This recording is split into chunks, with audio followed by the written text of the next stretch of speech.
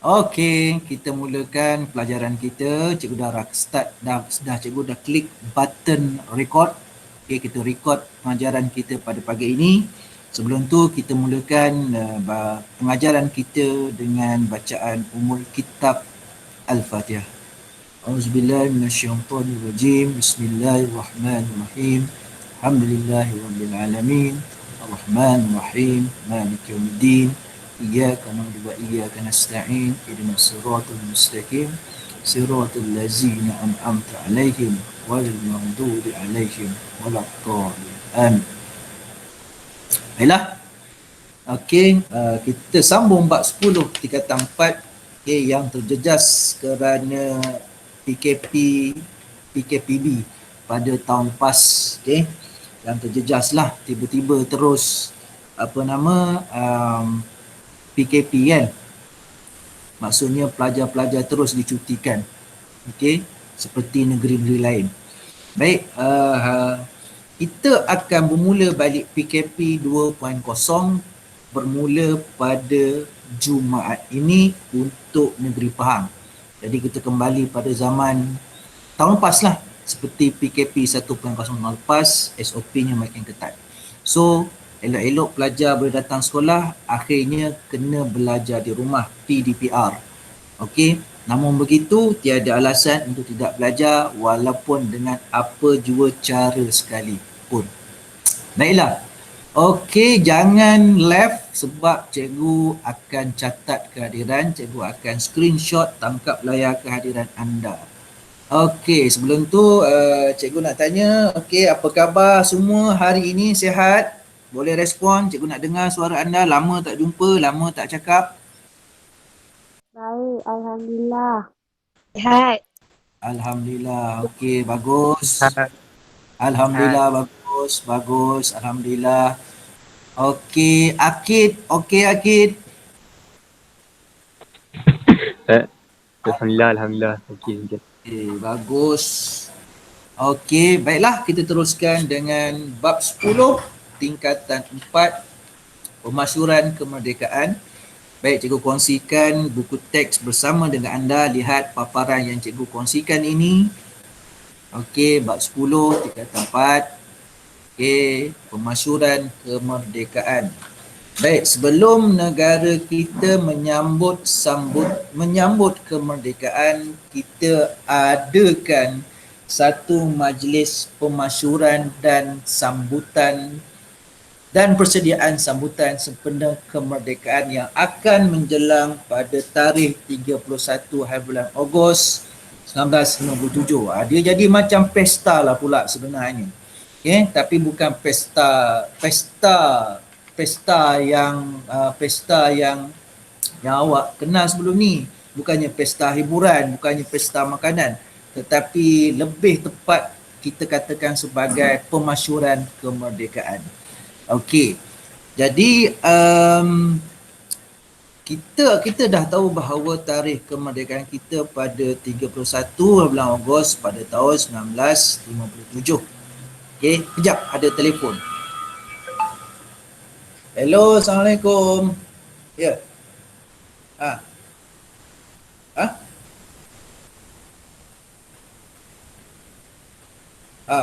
Jadi aku tengah online, kalau online nanti telefon balik boleh. Okey. Tak payah aku tengah online dengan budak ni. Nanti kau telefon balik Alright. Pukul 12 lebih kan? Okey, kembali kita. Okey. Baik, jadi anda sudah tahu bahawa kita sudah merdeka. Kita merdeka pada tarikh 31 bulan Ogos 1957. Jadi apakah intipati ataupun isi pelajaran yang kita akan belajar dalam bab 10 ni? Ada 5 topik. Yang pertama, kita akan belajar pengertian kemerdekaan. Topik kedua pula, kita akan belajar persediaan menyambut pemasyuran kemerdekaan negara. Topik 3, detik pemasyuran kemerdekaan negara, dan topik 4, kesan kemerdekaan terhadap negara kita. Topik 5, prinsip kedaulatan Persekutuan Tanah Melayu. Alright. Baiklah. Kita teruskan dengan topik yang pertama, pengertian kemerdekaan. Okey. ambil pen catatan masing-masing ataupun pen warna untuk highlightkan isi-isi penting dalam buku teks anda. So, apakah maksud kemerdekaan? Baik. Jadi kita mula pada tanggal 31 bulan Ogos 1997. Kalender hijrahnya 5 Safar 1377 Hijrah. Satu tarikh yang amat bermakna buat negara kita kerana negara kita bebas dari sebarang cengkaman kuasa asing. Okey. Jadi untuk mencapai kemerdekaan itu banyak ranjau, onak duri, cabaran yang dilalui oleh pemimpin-pemimpin tempatan untuk mendapatkan kemerdekaan daripada Britain. Okey. Jadi secara umumnya kemerdekaan menurut Kamus Dewan. Ni Kamus Dewan Menurut Kamus Dewan ialah bebas dari penjajahan, kurungan atau naungan. Ini maksud kemerdekaan dari sudut menurut Kamus Dewan.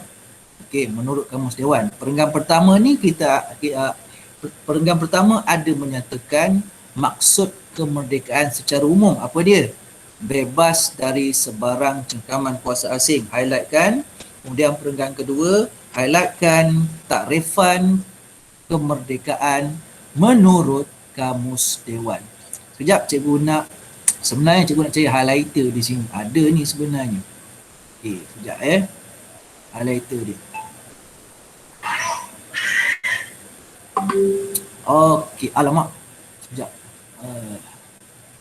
Okey.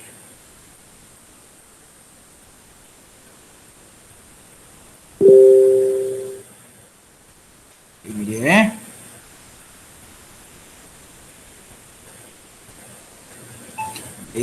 sekejap.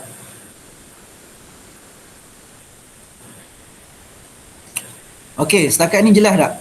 Setakat ni jelas. Takrifan umum dan takrifan menurut Kamus Dewan. Okey tak pelajar-pelajar? Okey tak?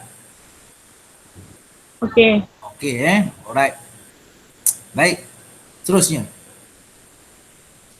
Okey, seterusnya kita lihat takrifan ataupun maksud kemerdekaan menurut pandangan tokoh-tokoh ataupun cendekiawan-cendekiawan. Alright, baik.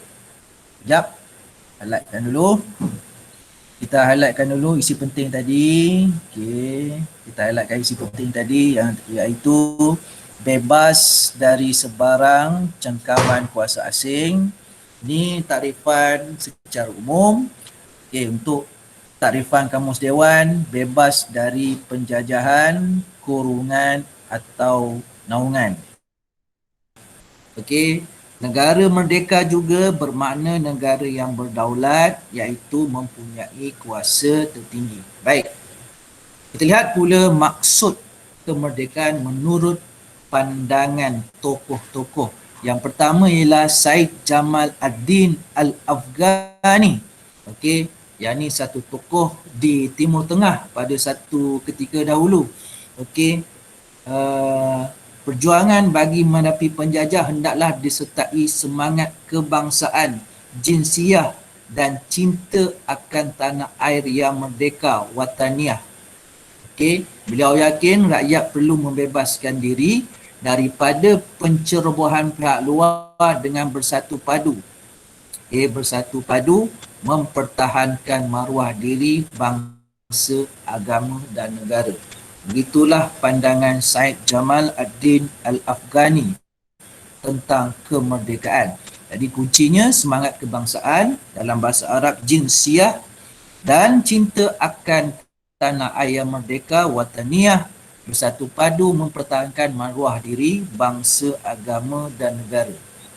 Itulah dia maksud kemerdekaan menurut pemikiran Syed Jamal ad-Din Al-Afghani. Okey. Baik, kita lihat satu lagi. Okey. Cendekiawan Islam Rashid Reda, salah seorang cendekiawan Islam yang terkenal, banyak menghasilkan beberapa kitab dan sumbangan beliau tentang perjuangan menentang penjajahan. Okey, baik, kita lihat. Okey, kedaulatan dan kekuatan sebuah negara adalah untuk membebaskan daripada penjajahan barat.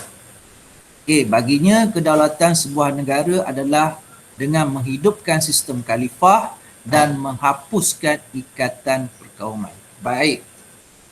Sebenarnya Syed Jamal ad-Din Al-Afghani dan Rashid Rida ni ada persamaan dari segi perjuangan mereka menentang penjajahan barat. Pada ketika itu, buat pengetahuan anda, di Timur Tengah iaitu di Mesir, di sekitar Timur Tengah di Mesir itu banyak negara-negara Timur Tengah, contohnya Mesir, Arab Saudi, Kuwait, semua masa tu telah dikuasai oleh penjajah British.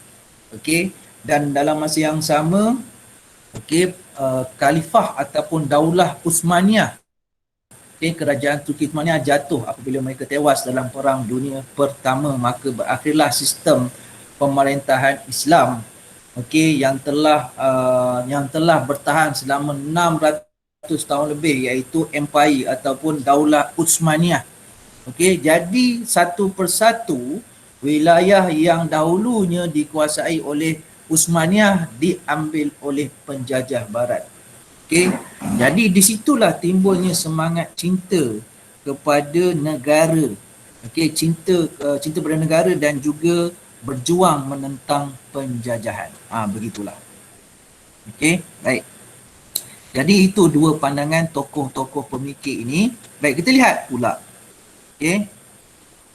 Ada sudut maklumat di bawah ni, iaitu Syed Jamal ad-Din dan Rashid Rida merupakan pejuang ataupun tokoh gerakan Pan-Islamisme. Kita sudah belajar dalam bab awal yang lalu, iaitu Pan-Islamisme. Satu gerakan menuntut semua negara-negara Islam berjuang dan bersatu menentang penjajahan barat dan juga gerakan sekularisme mereka. Baik. Kita lihat Mahatma Gandhi. Itu gambar dia, Mahatma Gandhi. Baik. Beliau berkata, kemerdekaan merangkumi politik, ekonomi dan moral. Setiap negara berhak mengurus sendiri negaranya walaupun sukar supaya komuniti hidup dalam keadaan harmoni. Baik, itulah pandangan Mahatma Gandhi. Seorang tokoh nasionalis di India. Terkenal dengan tindakan beliau mengadakan mogok lapar menentang penjajahan menuntut kemerdekaan daripada Britain. Tokoh yang memimpin gerakan mogok lapar di India.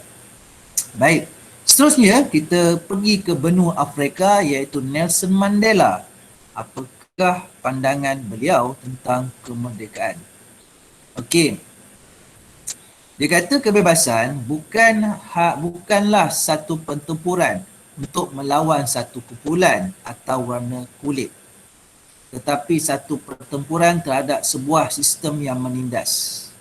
Kebebasan boleh dicapai melalui politik bebas daripada perhambaan, kemiskinan dan penderitaan. Seluruh rakyat perlulah bersatu dalam satu negara maju pada masa depan. So, kalau kita tengok betul-betul pandangan Nelson Mandela ni, kerana apa? Negara Afrika banyak ditindas oleh penjajahan barat, terutama British lah. So yang mana orang kulit putih seringkali menindas orang kulit hitam. Dalam bentuk sistem perhambaan. Dan ada golongan berkulit hitam ni tidak dilantik dalam sistem pentadbiran bersama-sama golongan kulit putih.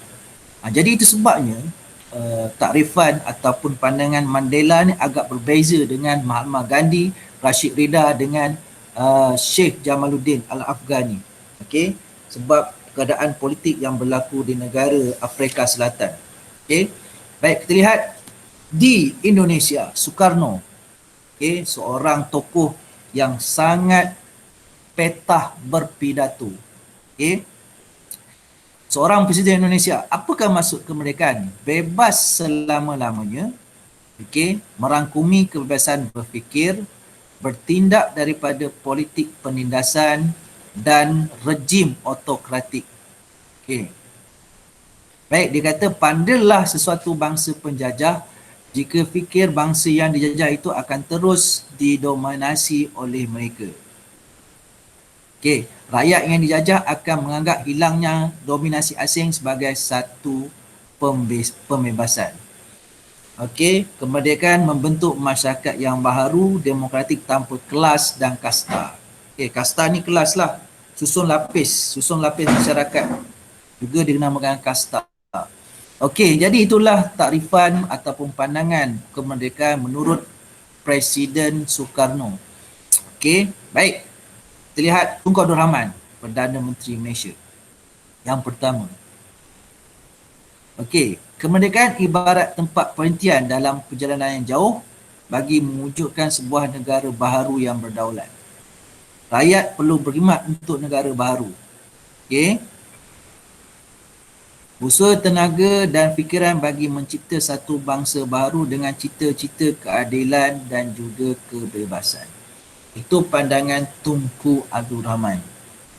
Jadi kemerdekaan ibarat tempat perhentian dalam perjalanan yang jauh bagi mewujudkan sebuah negara baharu yang berdaulat. Baik, apa maksud Tunku Abdul Rahman? Okey, sebenarnya walaupun kita sudah mendapat kemerdekaan pada 31 hari bulan Ogos 1957, negara pada ketika itu masih lagi belum bebas daripada ancaman komunis sepenuhnya. Itu satu hal. Satu hal lagi, negara belum lagi cukup perpaduannya. Dari segi ekonomi, jurang ekonomi masih lagi ketara. Itu sebabnya Tunku Abdul Rahman menganalogikan maksud kemerdekaan sedemikian, iaitu ibarat tempat perhentian dalam perjalanan yang jauh lagi kita untuk mewujudkan sebuah negara baru yang berdaulat.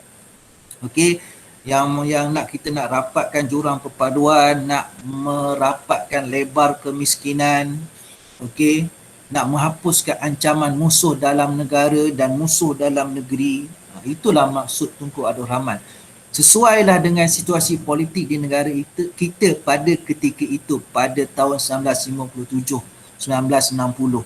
Okey. Baik, terlihat di Sarawak. Okey, dengar tak ni cikgu cakap? Takut cikgu ni cok sendiri. Awak ni dengar aje. Okey, respon sikit. Dengar ke tidak penjelasan cikgu? Setakat ni okey. Okey, dengar. Baik, ingatkan cikgu cakap seorang-seorang. Okey. Tadi. Mana tahu cikgu lah cikgu ni bukannya bertapa dalam gua cakap seorang-seorang rupanya ada respon. Alhamdulillah, baguslah. Cikgu risau, takut cikgu punya internet ni masalah. Okay, bila awak ada respon tu okey lah. Takut cikgu syok sendiri, SS. Okey, tak apalah. Cikgu rupanya tak syok sendiri. Rupanya awak pun tumpu perhatian. Okey, cikgu habiskan dulu takrifan mengikut pandangan tokoh ni. Lepas tu awak tanya sekiranya ada pertanyaan. Okey, baik. Kita lihat pandangan Tun Temenggung juga Anak Baring, pemimpin Parti Pesaka di Sarawak. Beliau berkata melalui kemerdekaan, keselamatan negeri akan lebih terjamin dan menjadi lebih kuat. Penduduk pribumi Sarawak sanggup berkorban demi mempertahankan negara dan dapat mengatasi ancaman komunis. Itulah pandangan Tun Temenggung juga Anak Baring. Okey. Jadi kalau Sarawak merdeka, Sarawak akan menjadi negeri yang kuat. Okey, dia macam ni. Okey. Sarawak, sebelum Sarawak bergabung dengan Tanah Melayu membentuk gagasan Malaysia, Sarawak meminta negerinya merdeka dahulu, barulah bergabung dengan Tanah Melayu membentuk gagasan Malaysia. Itu tuntutan Sarawak. Okey, jadi itu sebabnya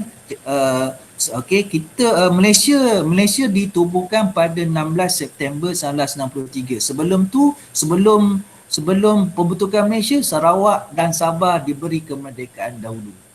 Itu sebabnya Temenggung juga anak Brian kata keselamatan negeri akan lebih terjamin. Kenapa beliau berkata sedemikian, lebih terjamin dan lebih kuat? Sebab dengan bergabungnya Sarawak, Sabah, Tanah Melayu, jadi negeri-negeri anggota dalam Persekutuan Tanah Melayu dapat menghulurkan bantuan kepada negeri-negeri anggota supaya keselamatannya lebih terjamin. Pada ketika itu, ancaman komunis masih lagi belum tamat sepenuhnya.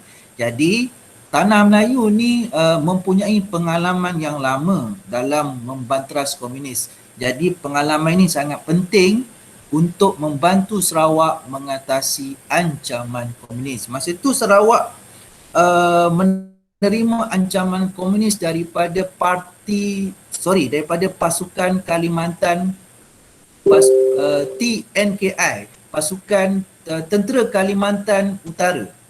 Okey, masa tu Tentera Kalimantan Utara ni dipengaruhi komunis. Alright.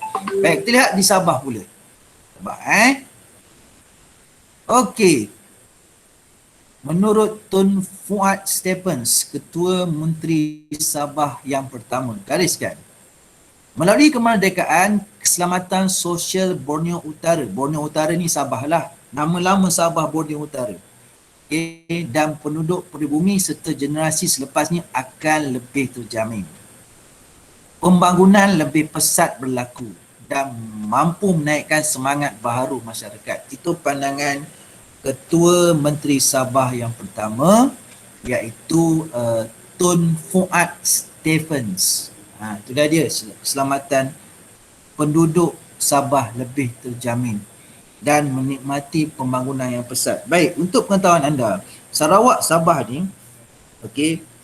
memang agak terlewat dari segi pembangunan. Dia agak terlewat kalau dibandingkan dengan Tanah Melayu. Jadi dengan merdekanya Sabah sebelum membentuk Malaysia, jadi Sabah, manfaatnya Sabah akan mendapat keselamatan dan juga kemajuan. Okey. Baik. Kita lihat pandangan bekas Perdana Menteri kita, Tun Dr. Mahathir Mohamad. Okey. Merdeka bukan sekadar bebas dari cengkaman kuasa dan minda penjajah. Merdeka bermaksud menghayati semangat jiwa merdeka dengan menyayangi negara dengan sepenuh hati dan sanggup berkorban untuk negara ini dengan apa-apa cara sekalipun. Itulah maksud ataupun pandangan Tun Dr. Mahathir Mohamad. Bukan sekadar bebas cengkaman kuasa dan minda penjajah. Merdeka juga bermaksud menghayati semangat jiwa merdeka dan menyayangi negara sepenuh hati dan sanggup berkorban untuk negara ini dengan apa-apa cara sekalipun. Okey, itulah dia. Banyak juga tokoh yang yang kita bincangkan ini. Tu nasib baik ialah 2 muka surat. Kalau 4 muka surat, okey. Okey, baik. Pelajar-pelajar setakat ni okey, ada nak tanya? Saya buka pada soalan.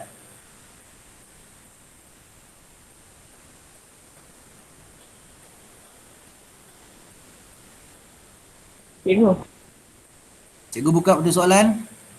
Cikgu. Silakan. Pengertian ni kan kena hafal ke? Okey, baik. Pengertian ni kena hafal ke? Okey, baik. Kalau cikgu tak katalah perlu hafal. Okey, cikgu minta awak faham apa sebenar-benarnya maksud merdeka. Daripada pandangan tokoh-tokoh tu, kita perlu buat satu kesimpulan. Satu kesimpulan. Okey, apakah maksud kemerdekaan menurut pandangan anda? Inilah soalan yang cikgu berikan kepada anda sebenarnya lepas kita bincang tadi. Apa sebenarnya? Apa sebenarnya? Jadi sepatutnya jawapan anda tadi awak gabungkan pandangan-pandangan jawapan tokoh-tokoh cendekiawan tu menjadi satu pandangan sendiri. Okey? Jadi apakah maksud kemerdekaan? Menurut pandangan anda, awak simpulkan. Cuba buat kesimpulan. Soalan cikgu, cuba buat kesimpulan daripada yang kita bincangkan tadi. Apakah kesimpulan kemerdekaan? Buat kesimpulan. Apa dia? Siapa boleh? Silakan. Okey, kita tinggalkan dulu soalan tu. Soalan tu kemudian. Okey, soalan lain? Soalan lain? Tentang pengertian kemerdekaan ni. Ada soalan lain? Student? Hello? Hello, are you there? Ya. Okey. Cuba buat kesimpulan. Siapa? Silakan. Silakan, siapa nak?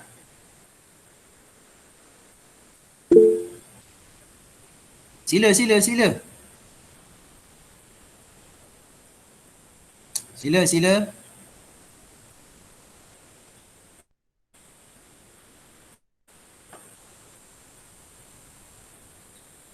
Okey, cikgu panggil lah siapa-siapa. Okey, baik.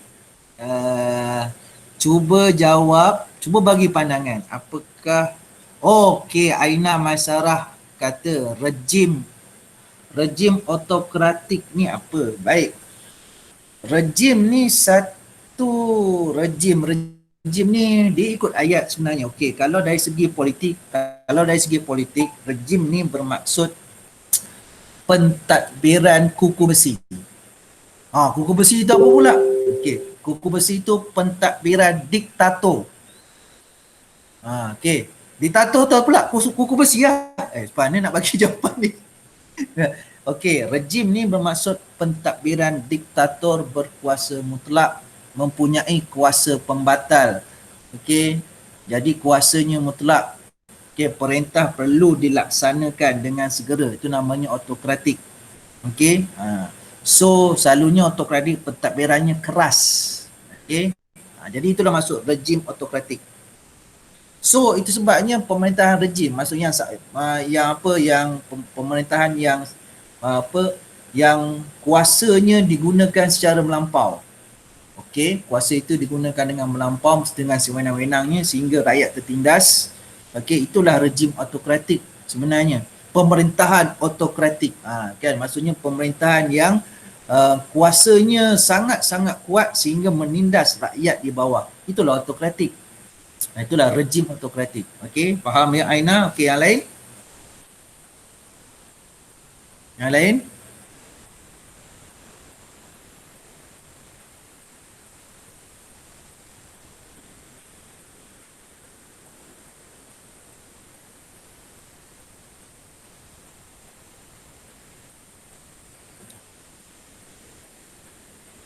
Okey, kalau tak ada, kita cuba tanya Syahirah, Nur Aina Syahirah. Okey, Nur Aina Syahirah, cuba simpulkan maksud kemerdekaan. Cuba. Yang dikata keras, Iskandar Najmi. Yang dikeras tu macam mana? Ni, yang maksud keras ni sangat-sangat ketat, sangat-sangat strict. Okey, contohlah menghukum rakyat tanpa siasatan yang lengkap. Menghukum rakyat lah, siapa siasatan yang lengkap. Itulah rejim autokratik. Okey, dia hukum rakyat. Okey. Zalim lah, zalim. Senang cerita perkataan dia zalim. Keras tu zalim. Dia guna kuasa tu dengan zalim. Kuasa ada di tangannya tapi diguna dengan zalim. Okey, itulah maksud keras. Jadi betul lah kata Presiden Indonesia tu. Okey, iaitu kemerdekaan ni ialah satu kebebasan daripada rejim autokratik. Itulah satu pembebasan daripada kezaliman penjajah. Okey, begitu maksudnya. Alright. Okey, baik. Soalan cikgu lah, soalan cikgu. Apakah maksud daripada, simpulkan maksud kemerdekaan. Okey. Cuba Aina. Aina tadi. Aina. Sila. Rakyat bertolak ansur untuk mendapatkan kemerdekaan. Maksud buat kesimpulan tentang kemerdekaan. tentang pengertian kemerdekaan. Silakan sila. Sila apa saja yang bermain dalam fikiran awak, silakan. Rakyat bertolak ansur. Rakyat bertolak ansur. Okey. Ai macam tak tapat aja. Rakyat tolak ansur. Okey, tak apa. Rakyat tolak ansur, yes, betul. Rakyat tolak ansur. Kalau dalam konteks negara kita, okey, silakan. Okey, tolak ansur cuba beri kami pencerahan tentang bagaimana rakyat tolak ansur. Silakan.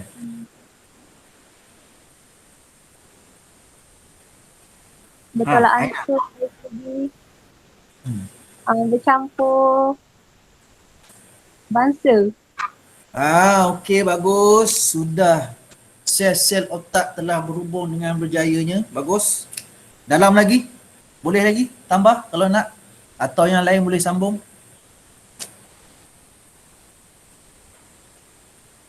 Tak tahu dah. Okey. Tak tahu, tak apa. Baik. Bagus, Aina. Okey, yang lain macam mana? Yang lain macam mana? Okey tak? Okey.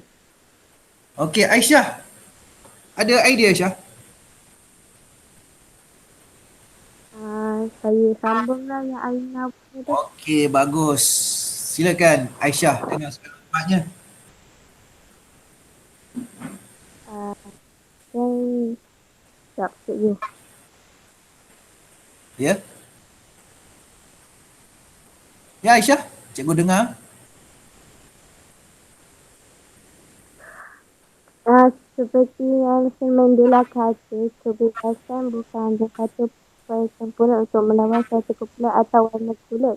Maknanya, cikgu Aina Syahira kata tadi apa cikgu? Tolak ansur.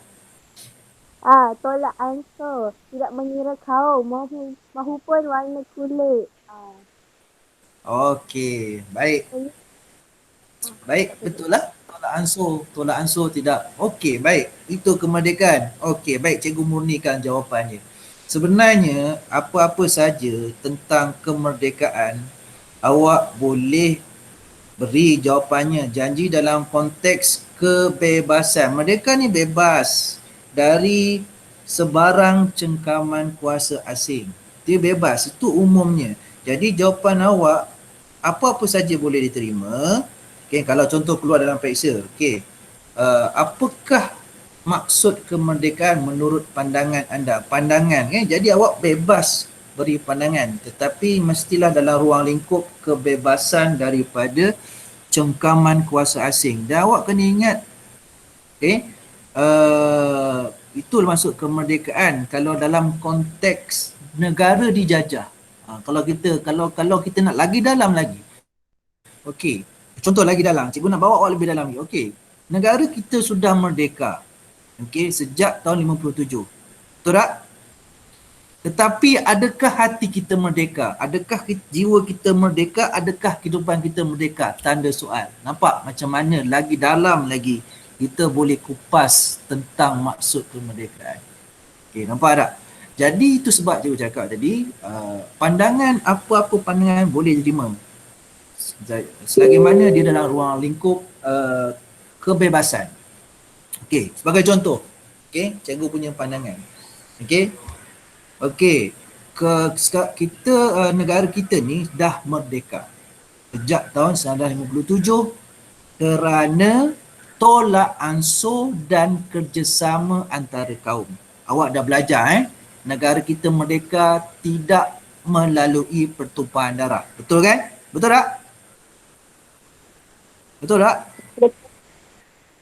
Betul tak? Betul. Okey. Betul. Apa cara, kalau bukan pertumpahan darah, cara apa kita merdeka? Dengan cara apa? Siapa? Ulang kaji balik ni. Bab 9, bab 8. Apa dia? Kita merdeka dengan cara. Dengan? Fatin? Berbincang. Yes, berbincang rundingan dengan kerajaan British. Dan juga yang kedua cikgu tambah, tolak ansur dan kerjasama politik di kalangan kaum. Dua ni kunci. Formula kita merdeka. Dua. Yang pertama, okey, ingat balik ulang kaji, rundingan dengan kerajaan British. Yang kedua, rundingan, tolak ansur dan kerjasama politik dengan kaum di Malaysia. Itu kita merdeka. Kita merdeka tanpa pertumpahan darah. Itu sebab jawapan Aina tadi diterima, dia cakap tolak ansur. Okey, dalam konteks yang lebih dalam dan luas, kemerdekaan, kita dah lama merdeka pada tahun 1997. Tapi adakah hati kita merdeka sekarang? Okey, adakah kita merdeka sekarang? Tidak sepenuhnya. Sebagai contohlah. Okey. Kita ambil situasi sekarang. Kita ambil satu golongan namanya remaja. Adakah remaja hari ini betul-betul faham tentang kemerdekaan negara yang telah kita kecapi sejak tahun 57? Cuba lihat remaja sekarang. Okey. Cuba lihat remaja sekarang, cuba pergi masjid.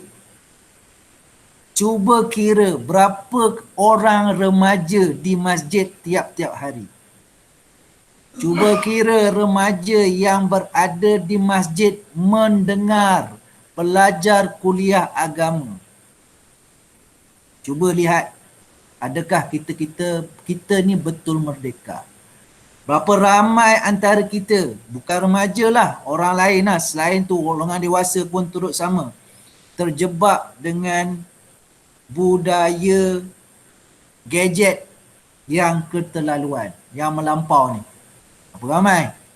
So sebenarnya kita boleh dalam lagi. Kemerdekaan ni bukan dalam konteks politik dah. Kita boleh masuk dalam konteks budaya. Okay, bagaimana penjajah Barat ni dia jajah minda kita dengan kandungan-kandungan dalam media sosial, dengan hiburan, dengan gadget. Okey, itulah yang berlaku pada zaman sekarang. Okey, yang akhirnya kesannya menimbulkan fitnah di sana sini. Faham tak, student? Faham ke tidak? Faham. Oh, cakap le. Faham. Okey, bukan senang ni nak kupas tentang kemerdekaan ni. Okey, kemerdekaan ni kalau betul-betul awak ada idea, awak boleh tulis tarifannya 2 muka surat. Okey, malah 1 buku boleh. Sebab dia luas sebenarnya. Jadi awak faham yang susahnya kita nak kekalkan, kita nak mempertahankan dan kita nak menghayati kemerdekaan tu. Bukan senang. Susah. Sebab awak tidak hidup pada zaman menuntut kemerdekaan. Awak tak pernah rasa. Cikgu pun tak pernah rasa. Tetapi cikgu ni, cikgu belajar sejarah dan cikgu dapat menghayati. Walaupun cikgu bukan dari zaman menuntut kemerdekaan. Awak apatah lagi. Okay? Jadi itu sebabnya susahnya menghayati, mengekalkan dan mempertahankan kemerdekaan. Okey, baik. Cukup panjang perbincangan kita untuk topik 10.1.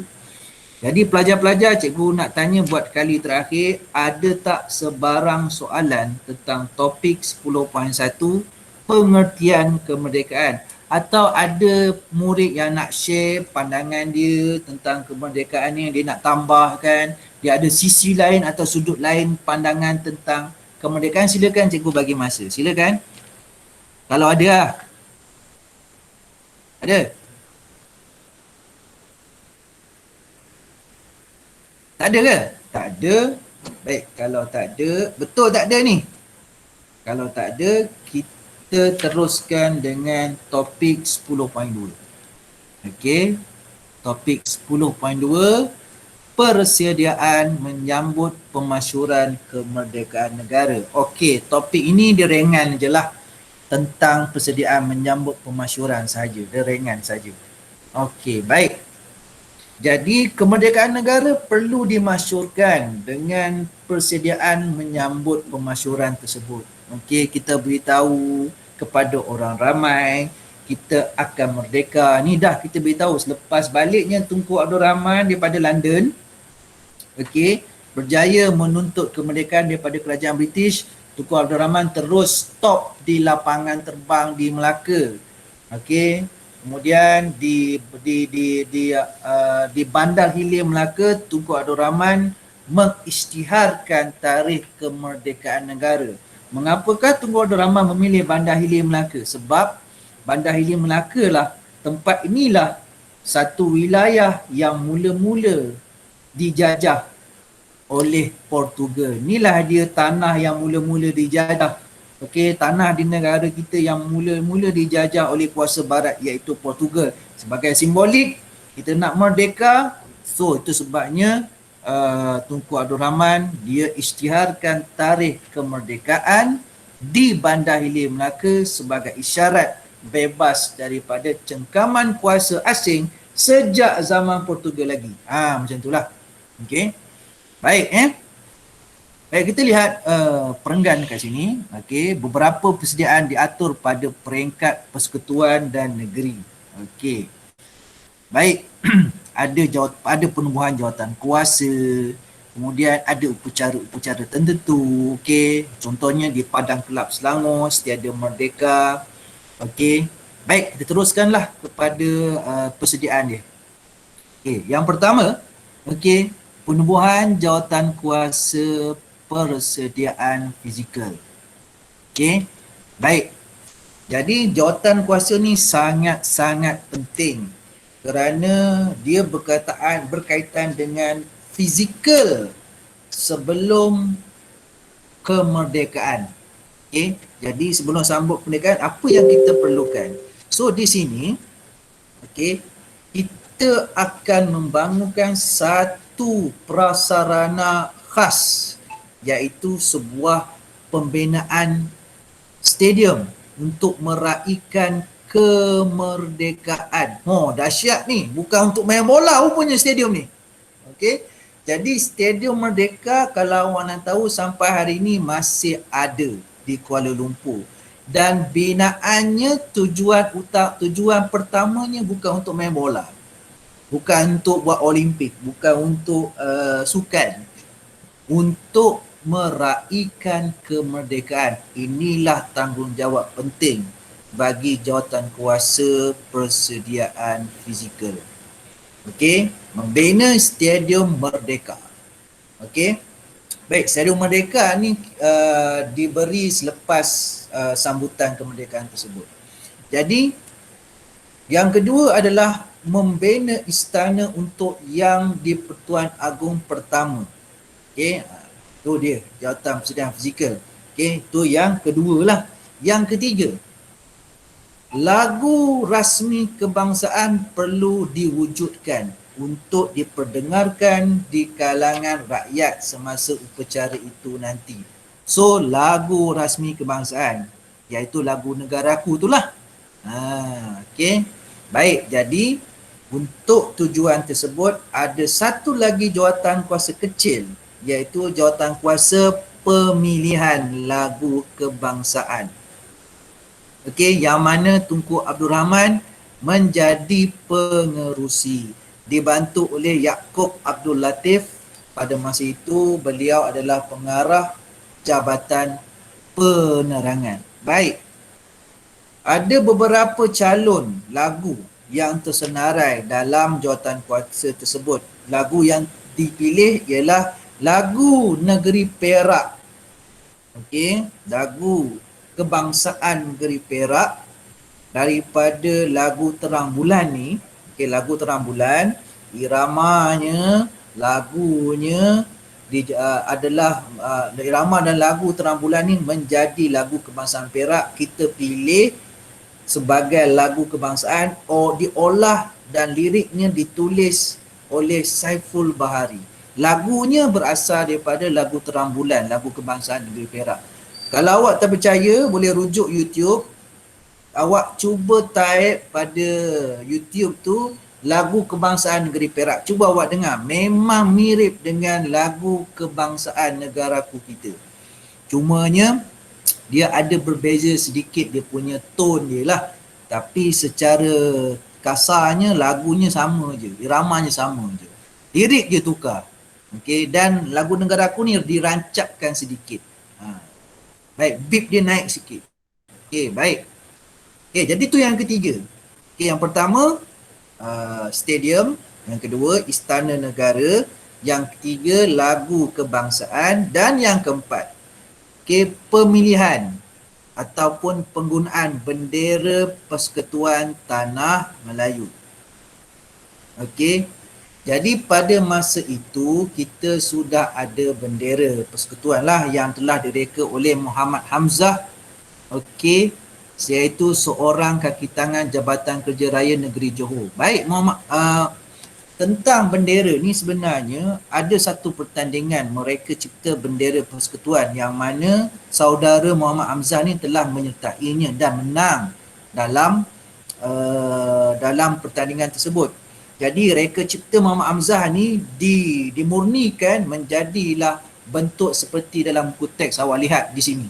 Inilah apa nama bendera asal, yang asal idea, bendera asal daripada idea Muhammad Hamzah yang telah dimurnikan. Okey. Baik, bendera persekutuan mula dikibarkan dengan rasminya pada 26 Mei 1950. Maksudnya 7 tahun sebelum merdeka, bendera persekutuan ni sebenarnya sudah pun wujud.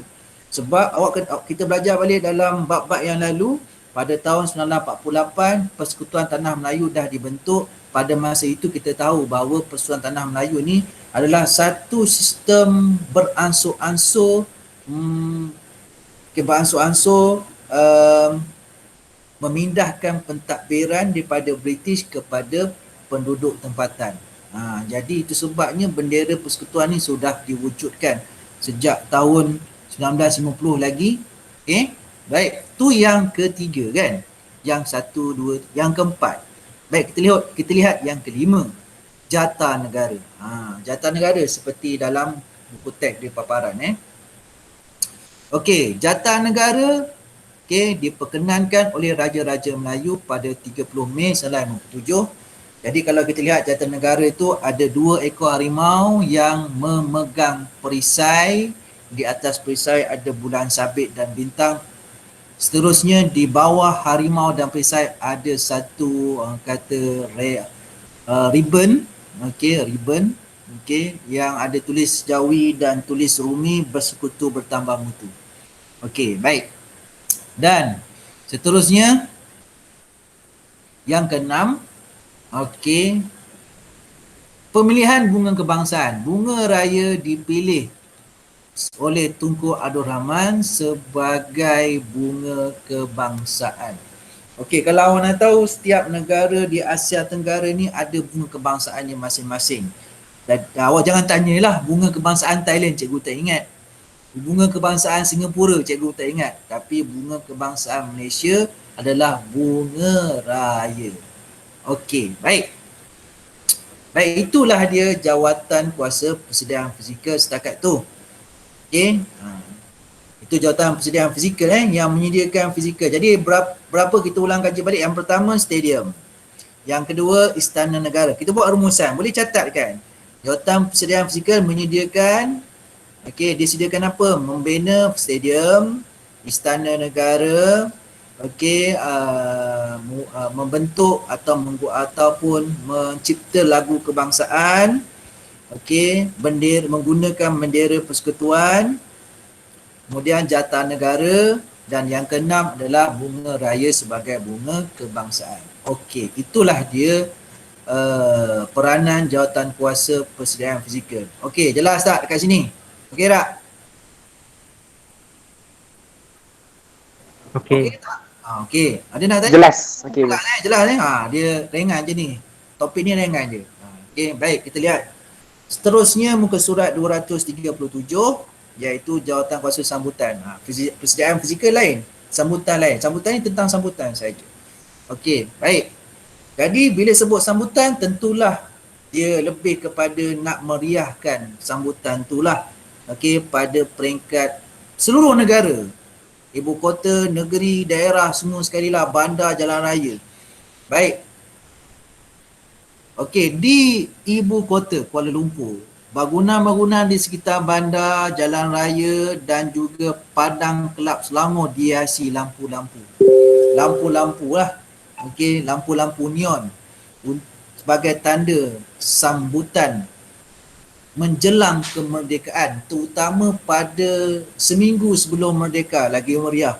Okey, okey, lagi hebat dia punya permainan lampu-lampu, lampu-lampu neon ni, lampu-lampu pelbagai warna ni.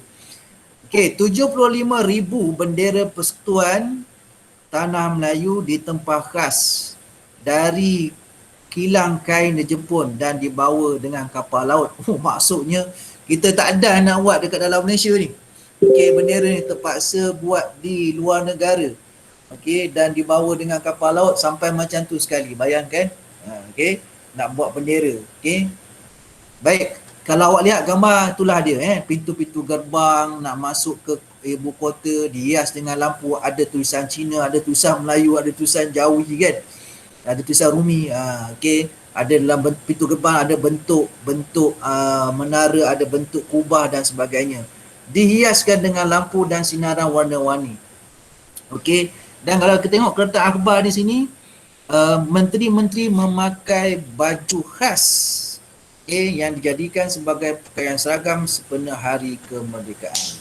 Okey, baik. Jadi yang kedua, pakaian khas lah. Dalam jawatan kuasa sambutan ni menyediakan pakaian khas untuk menteri-menteri termasuk Tunku Abdul Rahman sendiri. Okey. Okey, jadi pakaian tu macam mana? Seperti dalam gambar tu lah, kalau tengok dalam surat khabar tu, keratan akhbar tu, dalam buku teks tu kan. Jadi dia adalah jenis pakaian sebenarnya berasal daripada negeri Kedah, iaitu baju muskat. Okay. Diubah suai baju ini dengan seluar satin hitam dan bersongket bersamping tengkolok yang direka untuk menteri lah. Ni kat sini ni. Baik. Baik. Selain daripada tadi tu lampu-lampu lampu-lampu, bendera-bendera kita pacakkan, kita kibarkan di bandar-bandar besar ibu kota. Okey, pemasangan lampu-lampu berwarna-warni. Yang kedua, pakaian seragam, okey, pakaian khas. Okey, yang ketiga ialah protokol. Okey, kerajaan menganjurkan kursus khas berkaitan protokol sambutan tersebut. Seramai 300 orang pegawai kerajaan terlibat dengan kursus tersebut selama 3 hari. Sebab apa? Ni kali pertama kita merdeka. Merdeka kali pertama lah, takkan banyak kali. Kali kedua dah sambutan ulang tahun. Okey. Jadi masa kemerdekaan tu ramailah tetamu-tetamu dari luar negara akan tiba menyaksikan kemerdekaan tersebut. Jadi penting juga kursus ni supaya protokol-protokol tu kita dapat tahu. Okey. Baik, supaya pergerakan sambutan berjalan dengan lancar. Kena ada protokol, nak sambutnya, nak iring tetamu jemputan luar negara, okey, makanannya, sebagainya lah. Baik. Okey.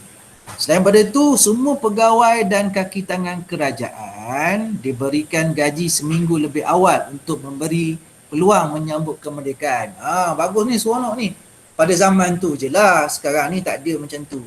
Kecuali tarikh kemerdekaan dia hampir-hampir dengan tak ada, seminggu lebih awal. 31 kan? Seminggu lebih awal tarikh kemerdekaan, sama je lah. Gaji seminggu lebih awal untuk memberi peluang menyambut kemerdekaan supaya duit tu dapat digunakan untuk beli tiket, beli baju yang cantik-cantik, okey, untuk keluar beramai-ramai menyambut kemerdekaan. Okey. Kalau awak nak tahu, semua tiket kereta api tanah Melayu di pantai timur habis ditempah. Dia ada dua lah kat sini. Yang pertama, mereka beli tiket ni datang ke Kuala Lumpur untuk menyaksikan kemerdekaan lah, untuk turut serta, untuk menyertai pemasyuran kemerdekaan tersebut. Yang kedua, jalan-jalan lah. Itu yang kedua, confirm. Okey. Baik. Begitu juga tiket bas habis, tiket kereta api habis. Ada yang naik kereta, jalan sesak, okey. semata-mata nak menyambut hari kemerdekaan negara. Okey, itulah dia peranan jawatan kuasa sambutan. Cikgu, okey, buat rumusan yang pertama. Okey, jawatan kuasa sambutan menghiasi ibu-ibu kota dan dan bandar-bandar negeri dengan lampu-lampu. Okey, dan juga dengan bendera-bendera lah. Okey, dikibarkan. Okey, di ibu kota dan bandar-bandar negeri. Yang kedua, menteri-menteri disediakan satu pakaian khas termasuk Tunku Abdul Rahman sendiri. Okey, yang mana pakaian ini adalah ilham atau idea Tunku Abdul Rahman sendiri. Yang ketiga ialah kursus-kursus protokol untuk pegawai kerajaan yang terlibat dalam pemasyuran kemerdekaan tersebut. Okey. Dan yang seterusnya, pegawai dan tadkikatan kerajaan diberikan gaji seminggu lebih awal untuk menyambut kemerdekaan. Alright. Okey. Baik, itulah dia peranan jawatan kuasa sambutan. Okey, selesai topik 10.2. Okey. Ada lagi cikgu nak sentuh muka surat 237. Cuba lihat sudut info di sini.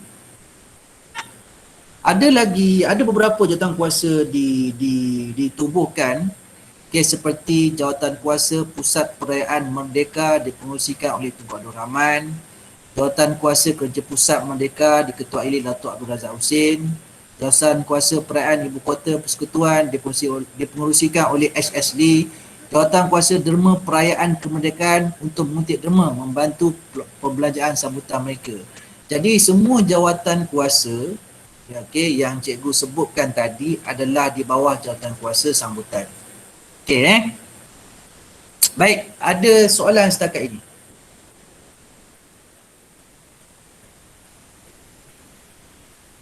Ada soalan setakat ini?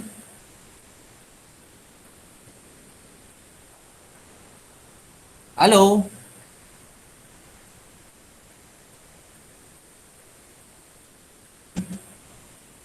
Ada soalan setakat ni? Halo? Tak ada.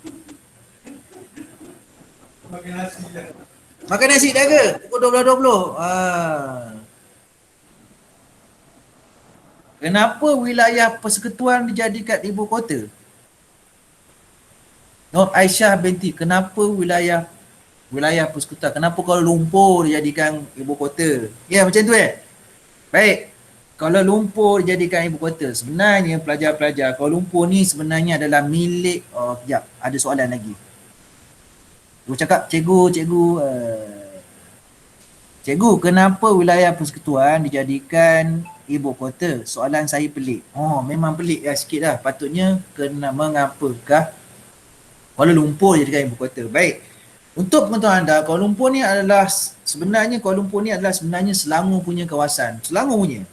Jadi kerajaan telah membeli tanah Kuala Lumpur ni daripada kerajaan Selangor untuk dijadikan ibu kota kerajaan Persekutuan Malaysia. Sebab sebuah negara mestilah ada ibu kota.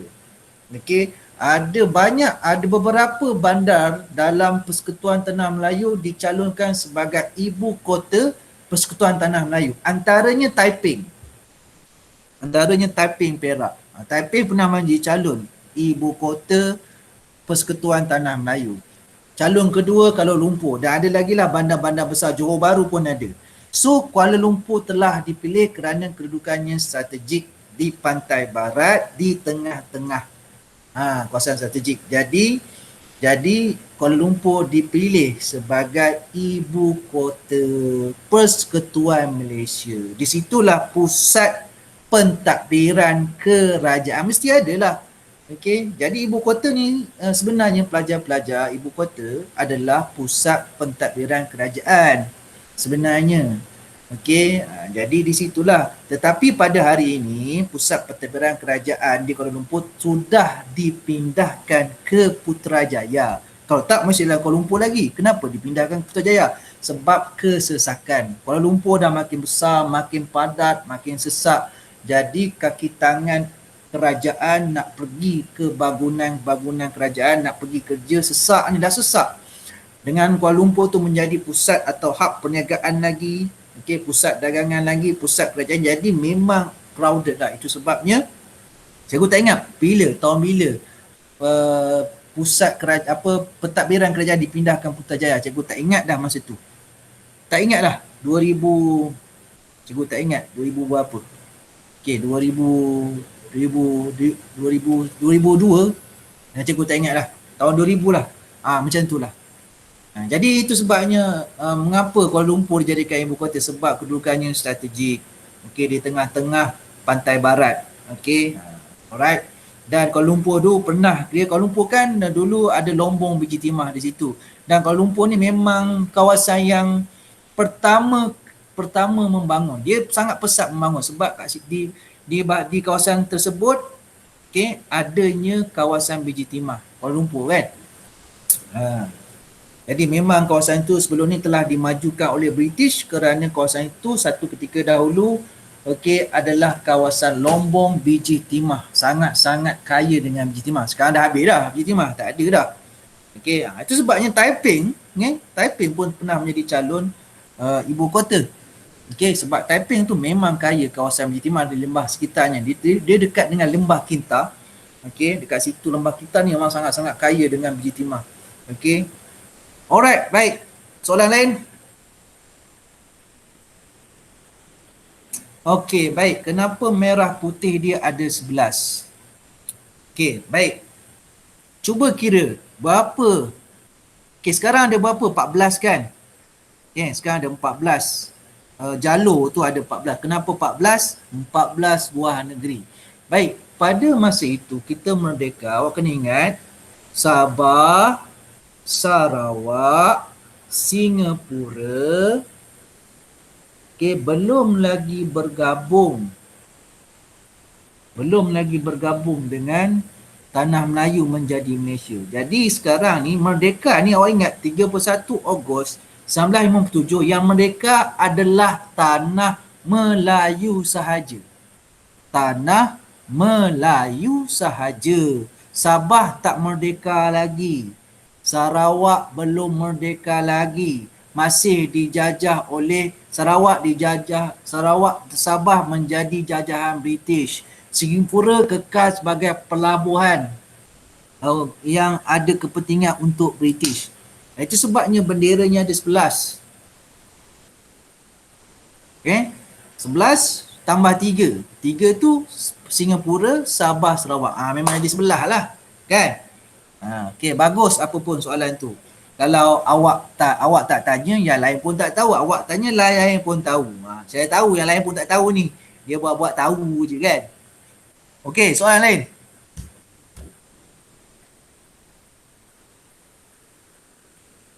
Silakanlah soalan lain.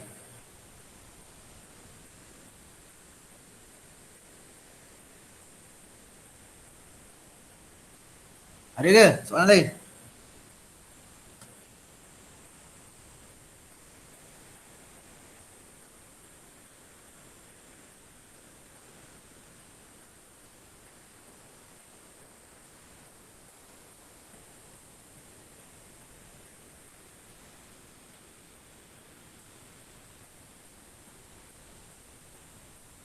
Soalan lain ada? Ya ada. Betul tak ada ni? Baik. Jadi masa menunjukkan hampir pukul 12.30. Ikut jadual waktu kita habis pukul 12.30 pagi. 12.30 tengah hari. Baik, cikgu kalau tak ada apa-apa, kita berhenti sampai sini saja, cukuplah. Cikgu last call. Ada tak sebarang soalan lagi?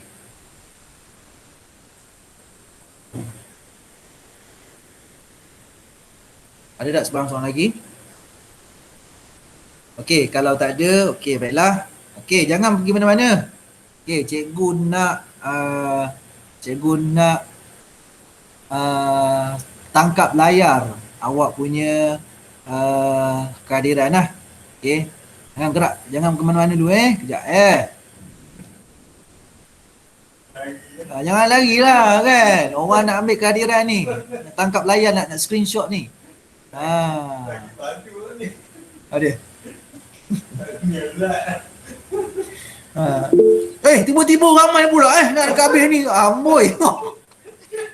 Freeze, jangan bergerak. Ramai pula, pelik cikgu ni. Kan? Okey, tak apa. Jangan bergerak. Cakap jangan bergerak Anda dikepung. Okey, kejap. Kejap cikgu tengah setting ni dulu. Jangan dulu mana-mana. Okey. Cikgu nak tangkap layar. Okey. Alright. Siap. Attendant. Okey, baik. Baiklah, cikgu nak buat kesimpulan. Okey, jadi hari ini kita telah belajar 2 topik. Yang pertama, pengertian kemerdekaan. Panjang lebar telah kita bincang. Dan saya percaya yang panjang lebar tu cikgu lah terangkan tu. Okey, jadi apapun pelajar-pelajar faham apakah takrifan kemerdekaan yang sebenar-benarnya. Dia bukannya terhad kepada kepembebasan daripada penjajahan. Semua daripada dalam hati kita, dalam jiwa kita, daripada ekonomi kita, kan? Walaupun negara kita merdeka, tapi ada cara hidup kita, kehidupan kita, cara kita berfikir tidak merdeka. Ada. Okay.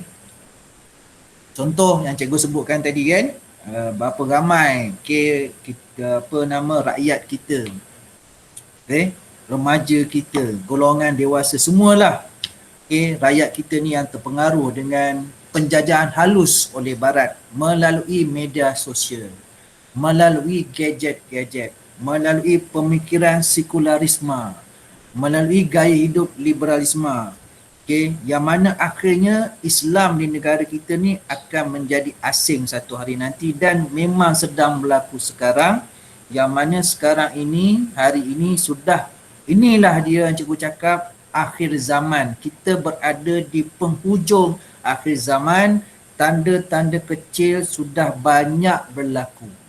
Itulah kita cikgu kaitkan dengan kemerdekaan tu kan. Okey, jadi itulah dia. Jadi itulah cikgu minta pelajar-pelajar, anda lah remaja, tanggungjawab anda sangat-sangat besar. Cikgu sebenarnya sangat-sangat terkesan apabila mana-mana masjid yang cikgu pergi tak ada seorang pun remaja. Yang ramainya orang tua dan orang dewasa yang dah umur 40 tahun ke atas. Jadi saya tanya pada remaja, kenapa tak nak pergi masjid? Relax dulu, muda lagi. Sedangkan awak tak tahu sekarang dunia sudah telah memasuki fasa akhir zaman. Baik, cikgu nak beritahu, kongsikan sedikit apa yang telah cikgu dapat semasa cikgu menghadiri kuliah agama yang terakhir di masjid sebelum kita akan PKP. Okey. Dalam kuliah cikgu tu, tok guru dia beritahu kepada penceramah masjid tu lah, cikgu dengar tu, ustaz imam tu, dia beritahu ramai ulama-ulama yang tersohor lah, ulama muqarrabin di dunia ni mendapat mimpi yang sama. Apakah mimpi yang sama itu? Mimpi bertemu dengan Rasulullah sallallahu alaihi wasallam. Apa Rasulullah berkata pada ulama-ulama tersebut? Rasulullah berkata pada ulama tersebut bahawa sesungguhnya Imam Mahdi telah pun lahir. Maksudnya apa pelajar? Imam Mahdi telah pun lahir ni, cuma ulama tu beritahu pada anak murid dia. Anak murid sekarang menjadi imam di masjid yang cikgu pergi dengar tu. Anak murid tu dia kata, ulama tu kata, tak tahu lagi sekarang ni Imam Mahdi tu siapa, tetapi dia sudah lahir. Dia sudah lahir sekarang. Tapi tak tahu kat mana. Yang penting dekat Timur Tengah lah, dekat belah Arab tu, tapi tak tahu siapa dia. Jadi tu cikgu nak pesan pada anda semua, itulah kita masuk akhir zaman. Adakah kita mampu mempertahankan kemerdekaan negara kita ini, menghayati kemerdekaan yang telah kita kecapi, mengekalkan kemerdekaan yang pernah kita capai daripada fitnah-fitnah akhir zaman. Tu cikgu nak tinggalkan persoalan tu kepada anda untuk awak tadabbur, awak berfikir sejenak, mendalami apa yang cikgu cakapkan ni. Kita masa tak lama, kiamat makin dekat. Okey, kan? Jadi tingkatkanlah diri dengan amal-amal soleh. Alright. Jadi itu yang pertama, kita belajar tentang kemerdekaan, pengertian kemerdekaan. Yang kedua ialah kita belajar tentang persediaan menjambut pemasyuran kemerdekaan. Kita dah belajar jawatan kuasa jawatan kuasa persediaan fizikal. Di situ kita telah belajar bagaimana jawatan kuasa ini membina stadium bukan untuk bola sepak tetapi untuk menyambut kemerdekaan, istana negara, lagu kebangsaan, jatah negara, bunga raya. Kemudian kita ada jawatan kuasa sambutan. Di dalam jawatan kuasa sambutan tu ada bendera-bendera yang akan dihiaskan di bandar-bandar besar, lampu-lampu, pakaian-pakaian khas untuk menteri-menteri, kemudian gaji diberi lebih awal seminggu untuk menyambut sambutan, untuk menyambut kemerdekaan ini. Baik, itu yang kita belajar dalam dua topik ini. Jadi pelajar sentiasa ada kesilapan, sentiasa belajar daripada sejarah yang telah kita belajar supaya di akan datang tidak melakukan kesilapan yang sama. Bukan senang kita nak memberi tanggungjawabnya ada di bahu masing-masing. Baiklah, sampai setakat ini saja. Pembelajaran kita hari ini, cikgu ucapkan terima kasih kerana hadir pada hari ini. Pecah rekod ni, ini antara karya terramai sejak PKP 1.0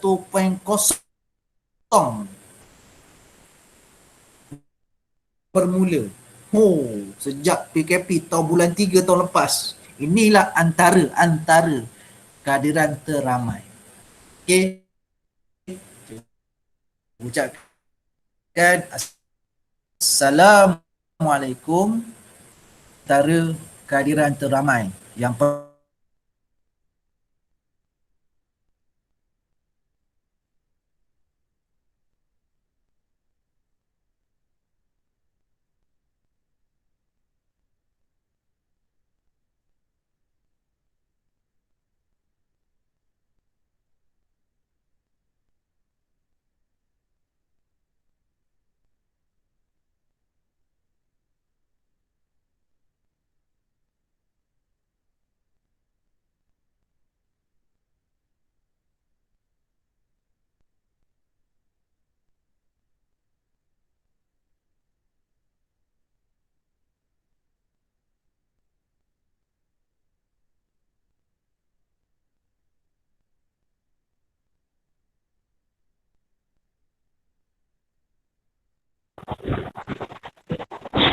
Jeng.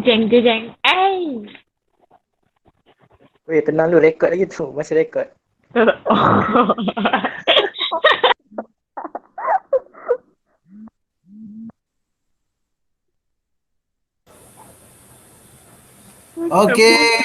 Okey, tiba-tiba terputus. Tak apa, cikgu dah ambil kehadiran. Cikgu ucapkan terima kasihlah kerana hadir pada kelas hari ini. Bagus hadir hari ini. Sama-sama Aina Masarah, cikgu pun sama-sama. Cikgu nak kehadiran makin meningkat. Kekalkan kehadiran macam ni. Bagus ni, 20 lebih. Ada berapa orang? Cikgu kat sekolah ke? Ya, cikgu kat sekolah. Kan tengok awak punya kelas, tak dapat tengok budak, tengok kelas dah cukup lah. Tengok pintu dah cukup lah kan. Ingatkan boleh bertemu, rupanya tak dapat juga. Baik. Tak ada apa-apalah pada cikgu. Kita akhiri majlis ilmu kita dengan tasbih al-kifarah dan surah wal as. Bismillahirrahmanirrahim. Wal as innal insana lafi khusr amanu wa amilus solihati. Subhanakallahumma wa anta astaghfiruka wa atubu ilaik. Muhammad wa ala alihi wa sahbihi wa barik wa sallim walhamdulillahi rabbil alamin. Kelas ditangguhkan. Assalamualaikum warahmatullahi wabarakatuh. Waalaikumsalam warahmatullahi wabarakatuh.